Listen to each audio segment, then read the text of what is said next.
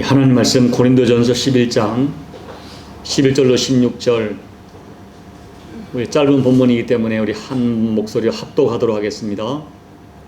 그러나 주 안에는 남자 없이 여자만 있지 않고 여자 없이 남자만 있지 아니하니라. 이는 여자가 남자에게서 난 것 같이 남자도 여자로 말미암아 났음이라.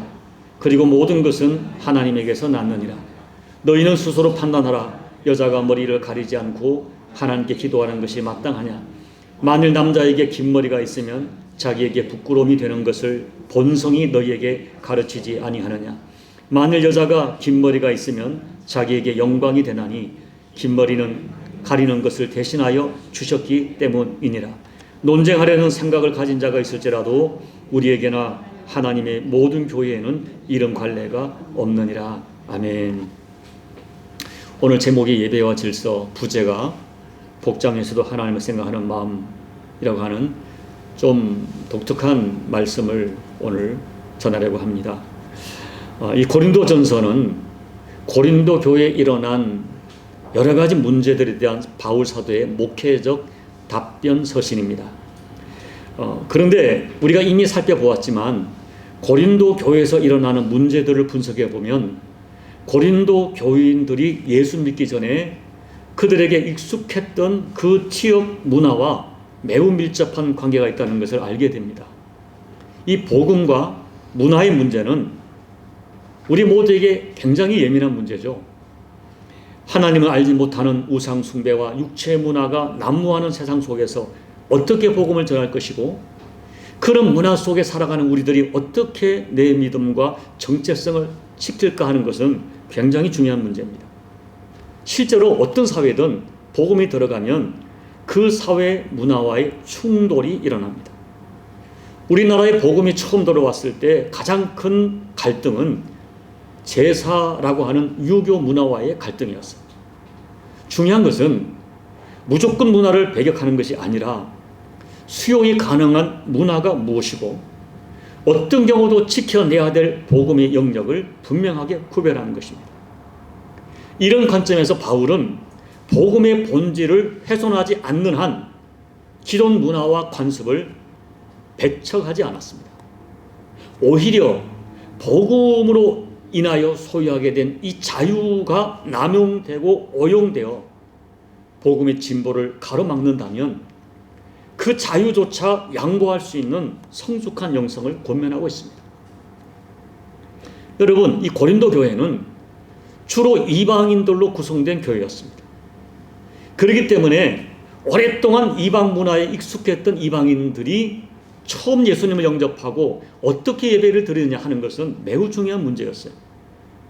지금까지 그들이 이방 문화 속에서 드렸던 제사와 예배는 짐승을 잡아 피를 뿌리거나 예배 후에 격렬하게 춤을 추며 잔치하는 것, 그리고 더 나아가서는 그 신전에 있는 여사대들과 성적인 결합을 하는 그런 문화 속에 들여진 예배였어요. 이제는 더 이상 그런 예배를 드릴 수가 없는 것입니다. 그래서 바울은 고린도 교인들이 어떻게 예배를 드려야 할지에 대한 예배 모범을 가르쳐 주었던 것 같아요.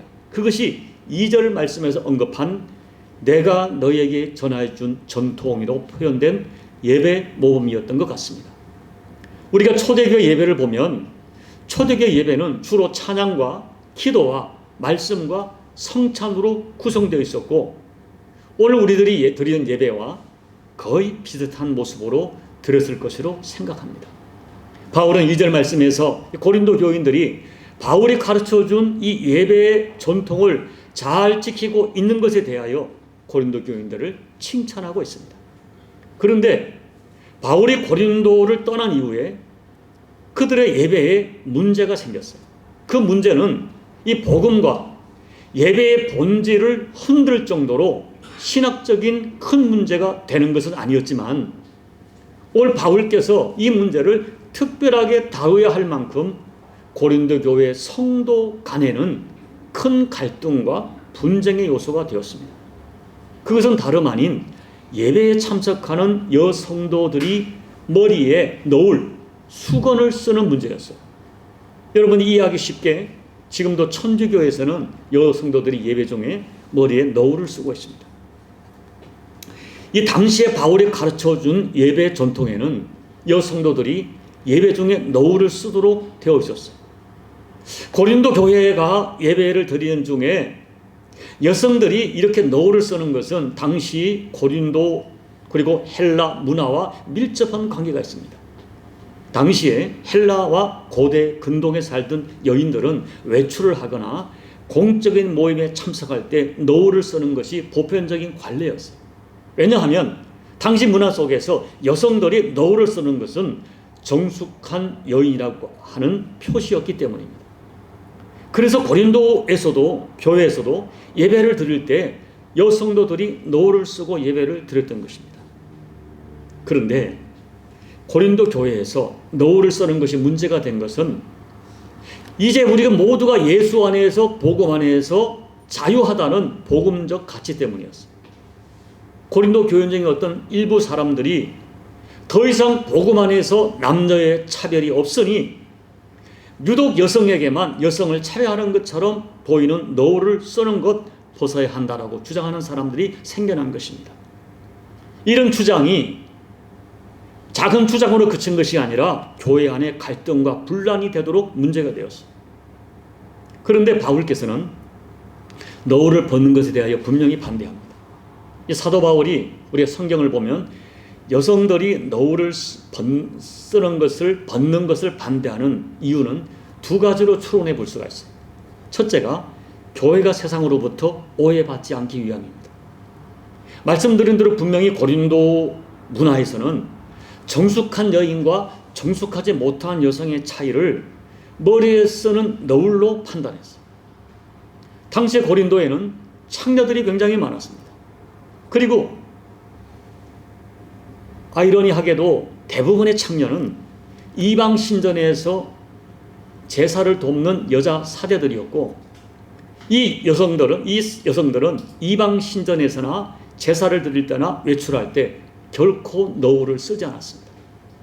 그리고 고린도 지역에 있는 여자 노예들은 머리를 밀거나 짧게 깎아야 했기 때문에 노을을 쓰지 않았어요.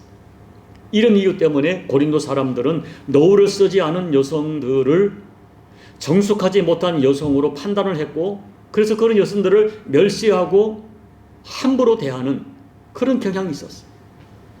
그래서 만약에 교회에서 여성들이 노을을 쓰지 않고 예배를 드린다면 당시 문화에서는 타락한 여성, 정숙하지 못한 여성들이 모인 것으로 오해받을 수가 있다는 것입니다.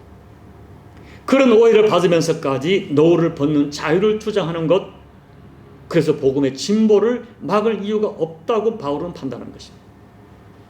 두 번째로 노을을 쓰는 것을 바울이 권유한 것은 성경적 이유 때문이었어요. 어떤 사람들은 바울께서 3절 말씀을 보면 각 남자의 머리는 그리스도요 여자의 머리는 남자다 라고 주장했기 때문에 이 바울을 여성 차별주의자라고 오해하는 사람들이 있지만 전혀 그렇지 않습니다. 오히려 성경을 보면 사도 바울은 누구보다 강력하게 남녀 평등을 주장한 사람입니다. 여러분, 우리가 분명히 알아야 할 것은 이 당시에 이 고린도전서가 쓰여질 이 당시에는 여성 차별이 존재했던 것, 그것도 보통이 아니라 지독한 여성 차별이 유대교에도 그리고 그 당시 전 고대 근동에 존재했던 것이 엄연한 사실이었습니다. 그런데 복음은 당시의 사회적 가치와 통념을 완전히 뒤집는 혁명적 사건이었어요. 유대인들이 왜 예수님의 메시아됨을 거절합니까? 예수님께서 당시의 세상 사람들에게서 죄인으로 정죄받고 따돌림받고 결코 밥도 같이 먹을 수 없는 그런 사람들, 세리들 그리고 창녀들과 그들을 친구라고 불러주시고 그들과 식탁 교제를 하시는 것입니다. 이것은 당시 문화에서 충격적인 사건이었어요. 그러나 예수님의 행동은 궁극적으로 앞으로 성취될 하나님 나라에서 인간들이 세운 모든 차별과 불평등이 철폐될 것임을 선언하시는 그런 복음적 메시지였어요. 따라서 예수님을 그리스도와 주님으로 고백하는 교회 공동체에서는 이런 모든 편견과 차별이 사라져야 했고 사라졌습니다. 바울은 이런 계시를 주님으로부터 직접 받았기 때문에 그는 가는 곳마다 인간과 인간, 종족과 종족, 그리고 남녀를 갈라놓는 모든 차별의 철폐를 분명하게 선언합니다. 갈라디아서 3장 28절 같이 읽어볼까요? 너희는 유대인이나 헬라인이나 종이나 자인이나 남자나 여자나 다 그리스도 예수 안에서 하나이니라. 여러분, 복음은요, 종족과 종족, 자유인과 종, 그 남성과 여성의 모든 차별을 거부하고 모든 인간을 동등한 존재로 선언합니다.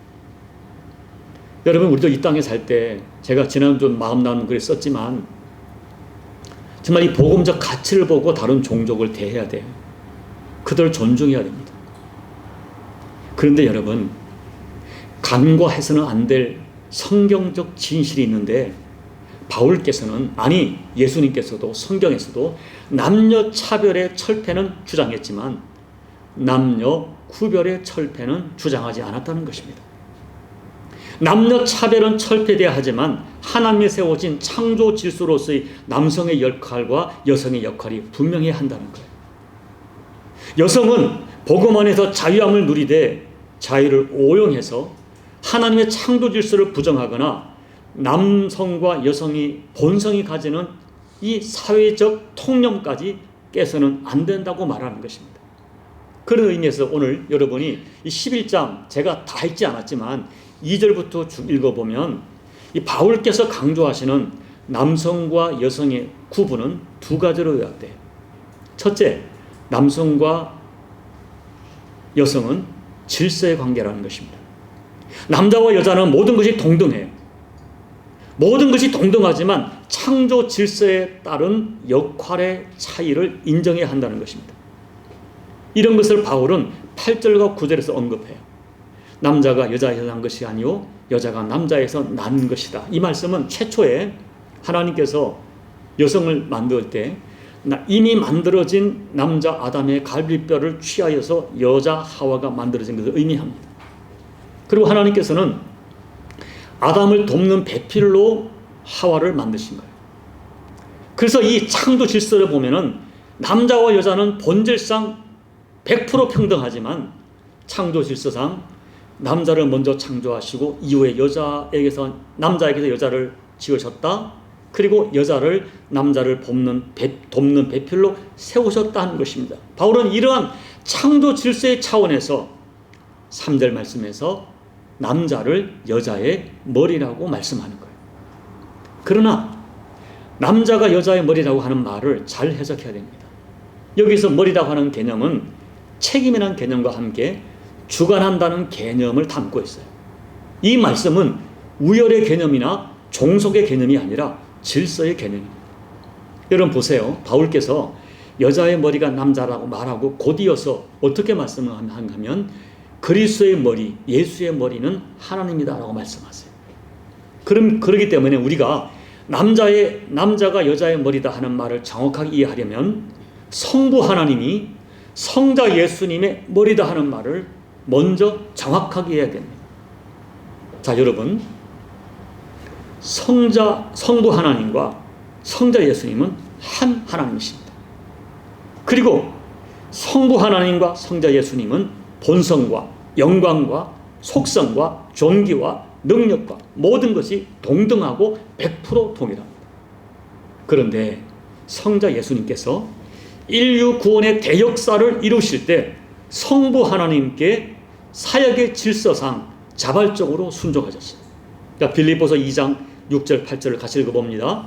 그는 근본 하나님의 본체시나 하나님과 동등됨을 취할 것으로 여기지 아니하시고 오히려 자기를 비워 종의 형체를 가지사 사람들과 같이 되셨고 사람의 모양으로 나타나사 자기를 낮추시고 죽기까지 복종하셨으니 곧 십자가에 죽으시니라.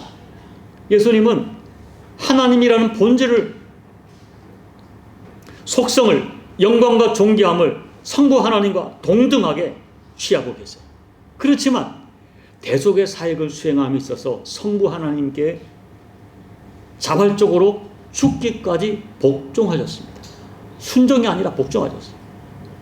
이런 자세와 태도와 의미가 그리스도의 머리가 하나님이라는 뜻이에요. 이것은 신분의 문제가 아니라 우열의 문제가 아니라 질서의 문제라는 것입니다. 이런 의미에서 여자의 머리가 남자다 하는 말로 해석해야 됩니다. 그리고 바울께서는 더 나가서 혹이라도 이 바울의 말을 남녀 차별의 의미로 받아들일까봐 오해할 수 있는 위험을 인지했기 때문에 곧바로 11절 12절 말씀에서 우리의 시각을 정확하게 교정해 줍니다. 자, 11절 12절을 함께 읽어봅니다. 그러나 주 안에는 남자 없이 여자만 있지 않고 여자 없이 남자만 있지 아니하니라. 이는 여자가 남자에게서 난 것 같이 남자도 여자로 말미암아 났습니다. 그리고 모든 것은 하나님에게서 났느니라. 남자 없이 여자 없고 여자 없이 남자 없으며 남자나 여자나 다 하나님 아니면 있을 수 없다 하는 거예요. 그러므로 결국 하나님 앞에서 남자나 여자나 다 동등하다. 다만 공동체의 질서의 차원에서 하나님께서 남자를 세웠다라고 말합니다. 하나의 예를 들면 하나님께서는 가정이라는 공동체의 질서의 차원에서 가정에서의 리더십을 남성에게 맡기셨어요. 그런데 사탄은 끊임없이 이 하나님의 뜻을 왜곡하고 거부하면서 인간이 살아가는 이 모든 공동체 질서를 무너뜨리려고 합니다. 어떤 기독교 윤리학자가 이런 진단을 내렸어요. 현대에 들어와서 급속하게 가정마다 남자 리더십이 무너지고 말았습니다. 한국 얘기가 아니고 전 세계적인 현상이죠. 그런데 그때부터 어떤 일이 생기는가 하면 자녀들이 바라볼 수 있는 남자 리더십의 역할, 아버지의 모습이 사라지고 말았다는 거예요. 그 결과로 현대에 급속하게 나타난 무서운 부작용의 형태가 전 세계적인 동성애로 나타났다고 그 윤리학자가 진단합니다. 그리고 그분이 동성애를 가진 사람들을 분석해 보면 공통적으로 아버지의 리더십, 아버지의 역할에 대한 모델이 없다는 거예요. 바울은 이렇게 하나님 세워진 창조 질서의 차원에서 오늘 남녀 문제를 다루고 있습니다. 두 번째, 바울이 강조하는 것은 남성과 여성은 본성적으로 생리적으로 다다른 것입니다. 이것이 14절에서 바울이 말하는 너희 본성에 말하지 않느냐 하는 의미예요. 이 본성이라는 것은 능력의 우월을 말하는 것이 아닙니다. 생리적인 차이를 말하는 거예요. 그러니까 남성과 여성은 본질은 동등하지만 생리적이고 성적인 차이를 인정하고 수용해야 한다는 거예요. 그리고 여성은 여성다움이 있어야 되고 남성은 남성다움이 있어야 한다. 그런데 당시 문화에서는 여성다움의 특징은 긴 머리로 나타났고 남성다움의 특징은 짧은 머리로 나타났다고 하는 것입니다. 이것이 5절 6절 말씀이고 14절 15절 말씀의 내용이에요. 물론 이런 것들은 문화적인 면에서 얼마든지 변할 수 있다고 생각합니다. 그러나 성경은 분명하게 여성은 여성다움을 추구하고 남성은 남성다움을 추구하는 것이 본성이라고 말해요. 그런데 사탄이 자꾸만 남성과 여성의 구분을 없애려고 하는 것입니다. 이것이 타락한 문화의 특징이죠. 그래서 남자가 여자가 되고 싶어하고 여자가 남자가 되고 싶어합니다. 그러나 여성의 아름다움은 여성다움에 있고 남성의 아름다움은 남성다움에 있다. 이것이 14절에서 말하는 하나님이 주신 본성이라고 말하는 것입니다. 그래서 결국 바울이 말하는 건 이거예요. 고린도 교회에서 여자 성도들이 노을을 쓰는 것은 어떤 의미를 가지는가? 나는 하나님이 세우신 역할과 리더십과 질서를 인정하고 소중히 여기겠다는 신앙 고백의 표시가 노을을 쓰는 것으로 나타난다고 말하는 것입니다. 이렇게 바울은 복음 안에서 자유를 주장하고 왜 남녀를 차별하느냐? 예배 중에 노을을 벗어 던지려고 하는 이 행동은 오히려 복음에 대한 이해가 부족하기 때문이라고 말하는 거예요. 우리는 하나님께서 사람을 남자와 여자로 창조하셨기 때문에 남자는 남자인 것을 감사하고 여성은 여성인 것을 감사하면서 각각의 역할을 감당하는 것입니다. 그리고 하나님께 나아갈 때 남자는 남자로 나아가고 여자는 여자의 모습으로 나가는 것이 가장 아름답고 성경적이라고 말하는 것입니다. 바울은 16절에서 이런 것을 가지고 자유를 주장하며 논쟁하지 말고 하나님이 주신 본성대로 하나님을 섬기라고 말씀합니다. 정리하면 오늘 말씀은, 바울의 말은 여성의 자유와 차별에 대한 말씀이 아닙니다. 오해된 자유 때문에 예배의 질서가 혼란스러워진 현실에 대한 답변이에요. 여러분, 예배 중에 여성이 머리에 너울을 쓰느냐 안 쓰느냐 하는 문제는 구원과 전혀 관계가 없어요.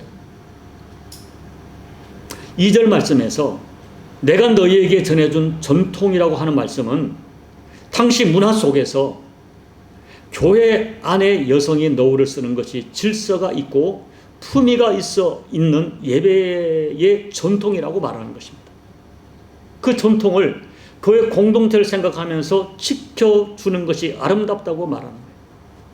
여러분, 우리 성도는 예배를 드릴 때도 작은 예절까지 지키고 심지어는 이 복장까지도 하나님과 공동체를 생각하면서 품위 있게 갖추는 예배자가 되어야 한다는 것입니다. 자유라는 것은 내 마음대로 하는 것이 아니에요. 진짜 자유는, 성숙한 자유는 살아계신 하나님을 깊이 의식하고 교회 공동체를 생각을 하고 더 나아가서 나보다 연약한 수준의 믿음의 사람들을 깊이 배려하는 것, 그것이 진짜 성숙한 자유라고 말하는 것입니다. 그리고 여러분, 저는 14절 말씀을 여러분과 좀 더 실제적으로 나누고 싶어요. 14절 보면 본성이 너희에게 가르치지 아니하느냐라고 말합니다. 본성, 원어의 뜻은 이성적 판단이 너희에게 있지 않느냐 하는 거예요. 우리가 굳이 배우지 않아도, 가르침을 받지 않아도 내게 있는 이성이, 상식이, 이성적 판단이, 본성이 말한다는 것입니다. 여러분, 신앙이라는 것은 비성적이거나 비상식적인 것이 아니에요. 상식을 초월할지언정 비상식적, 이성적이 아닙니다. 바울은 이렇게 말하는 거예요. 여러분이 하나님 앞에 나올 때 여러분의 본성이 이미 가르치고 있는 것이 있다는 것입니다. 내가 살아계신 하나님 앞에 예배를 드린다면 내 본성이 내가 어떤 옷을 입고 나가야 될지, 어떤 신을 신고 가야 될지, 헌금은 어떻게 드려야 될지, 우리의 본성이 가르치는 것이 분명히 있다고 말하는 거예요. 더구나 저와 여러분은 예수님 믿고 죽었던 영이 살아나 하나님의 자녀가 된, 그러니까 영이 살아있는 사람들이기 때문에 내 심령 가운데 내 영이 요구하는 영적인 본성이 분명히 있습니다. 내 있는 영이 나를 가르치고 격동하고 말해요. 이렇게 해야 된다고 분명히 우리를 감동합니다. 그리고 우리의 이성이, 우리의 양심에 가르치는 것이 있어요. 그런데 사람들이 잘못된 자유를 주장하면서 우리의 육신이 어떤 동기가 되어서 영적 본성을 거부하는 경우가 있습니다. 안타깝게도 신앙생활을 잘한다는 사람 중에도 이 잘못된 자유를 이야기하면서 자기의 인간적이고 육신적인 동기 때문에 영적인 본성과 이성적 본성을 거스르는 사람이 분명히 있습니다. 여러분, 이제 말씀을 정리합니다. 오늘 말씀에서 바울께서 고린도 교회에서 지적하는 것은 복음의 진리를 지적하는 것이 아니라 그들의 문화 속에서 그리스도인들의 행동이 잘못되었다는 것입니다. 여러분, 분명히 교회 공동체는 한 사람 한 사람의 양심의 자유와 신앙의 자유가 보장된 곳이지만 우리는 개인이 아니라 그리스도의 몸된 하나의 공동체 안에 있는 지체라는 진실을 잊어서는 안 돼요. 신앙이 깊다. 신앙의 깊이가 있다는 것은 무엇입니까? 자기만을 생각하는 것이 아니에요. 자기 자유를 내세워 내 마음대로 하는 것이 아니라 하나님의 마음을 깊이 헤아리고 내가 공동체를 생각하고 또 다른 지체의 상황과 마음을 헤아리고 더 나아가서는 우리 교회가 예수 믿지 않는 세상 사람들에게 어떤 모습을 비칠까를 헤아리고 고민하는 마음, 그 마음을 가질 때 우리의 신앙이 점점 깊어지는 것입니다. 여러분, 솔직히 예수 믿는 우리들에게 반복되는 감정에 시달려요. 하나는 내 마음대로 하고 싶은 것입니다. 내 자유, 내 편의대로. 왜 내가 내 눈치 보며 교회를 다녀야 돼? 왜 내가 저 믿음이 약한 사람들을 생각해야 돼? 왜 저 사람들의 이야기에 내가 이렇게 마음이 불편해야 돼? 라고 생각하며 내 하고 싶은 자유대로 살려고 하는 마음이 있는가 하면 또 한편으로 분명히 예수님 때문에 내가 힘들어도 내가 오해받아도 내 자유까지 양보하면서 누군가를 섬기고 배려하고 싶은 마음 분명히 있습니다. 중요한 것은 내가 어느 것을 선택하느냐 하는 것이 그 사람의 영적 수준이고 신앙 수준입니다. 또 하나, 오늘 바울의 메시지를 보면서 우리가 분명히 확인해야 될 진실이 있어요. 형식이 좋아야 좋은 내용을 담을 수 있다는 것입니다. 어떤 사람은 말해요. 마음이 중요하지 형식이 무슨 소용이 있느냐. 반드시 옳은 말 아닙니다. 성경에서 하나님이 질책하시는 것은 마음이 담기지 않은 형식을 질책하는 것이지 형식 자체를 질책하는 것은 아니에요. 형식이 왜 중요합니까? 마음을 담는 그릇이기 때문입니다. 어떤 사람은 이렇게 말해요. 전통적 예배는 고리타분하고 현대적 예배가 옳다. 편견입니다. 위험합니다. 또 반대로 전통적 예배는 거룩하고 현대적인 예배는 가볍다. 이것도 옳지 않습니다. 어느 편을 선택하든 가장 중요한 것은 예배의 본질이 무엇인가를 알고 본질을 지켜가는 것이에요. 그리고 여러분, 절대로 변할 수 없는 또 하나 예배의 가치. 예배를 받으시는 하나님께 내가 최상의 예의로 예배를 드려야 한다는 거예요. 우리는 어떤 내가 생각할 때 소중한 사람을 만날 때는 자세가 다릅니다. 입는 옷이 다르죠. 태도가 다르죠. 우리가 존귀하신 하나님 앞에 예배를 드릴 때 우리에게 최상의 예의가 있어야 돼요. 그와 같은 마음으로 드리는 예배자는 복장 하나에도 하나님을 생각합니다. 태도 하나에도 공동체를 생각합니다. 그 마음으로 드리는 예배가 저는 신령한 예배라고 생각합니다. 저는 거듭난 저와 여러분의 우리 영적 본성이 내가 정말 거듭났다면 내 안에 있는 영적인 본성이 그것을 가르쳐 준다고 저는 믿습니다.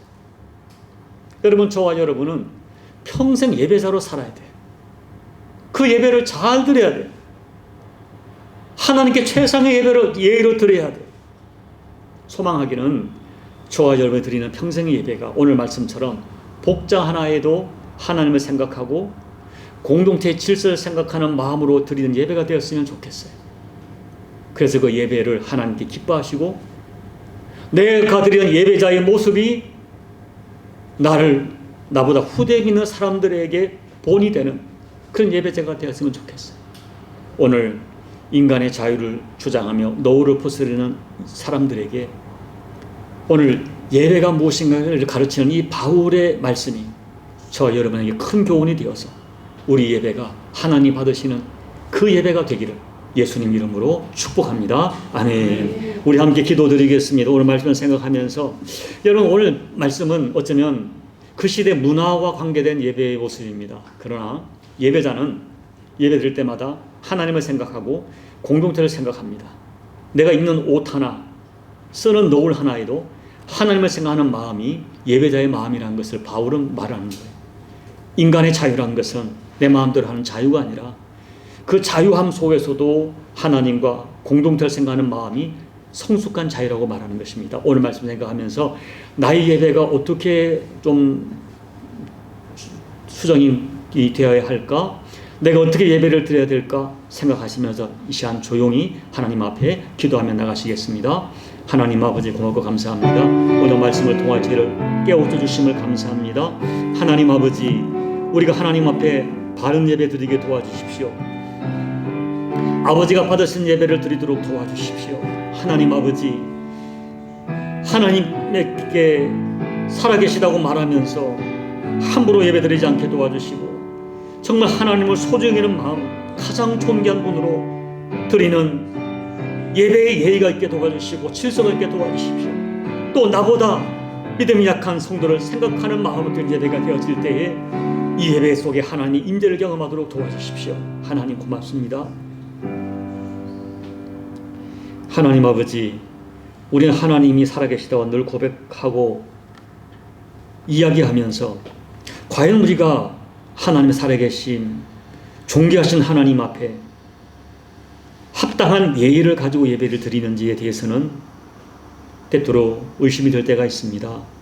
아버지 하나님, 오늘 우리가 다시 한번 우리의 신앙이 삶 속에 실제하는 신앙이 되어서 우리가 드리는 예배 속에 하나님 분명히 계시는데, 하나님 우리를 보고 계시는데, 또 하나님 나에게 너무너무 존귀하고 영광스러운 분이신데 하나님 하나님답게 예배하는 그런 예배자의 자세가 나타나게 도와주십시오. 우리는 우리 삶 속에서 내가 생각할 때 소중한 사람, 또 중요한 사람 만날 때는 입는 옷 하나 다르고 만나는 장소가 다르고 태도가 다른데, 혹이라도 우리가 자유를 내세워 하나님 앞에 너무 가볍게 예배를 드리고 있지는 않은지, 또 내 주변의 공동체 사람들 깊이 배려하는 그런 예배를 드리고 있는지를 생각하면서 오늘 고린도 교회에 일어난 이 예배의 질서의 문제가 우리에게 주는 교훈이 무엇인지를 깨달아 다시 한번 나의 예배가 점검되어지고 우리 예배가 점검되어져서 하나님께서 받으실 만한 신령한 예배가 우리 가운데 드려지도록 하나님 우리를 결단시켜 주옵소서. 예수님 이름으로 감사하며 기도하옵나이다. 아멘.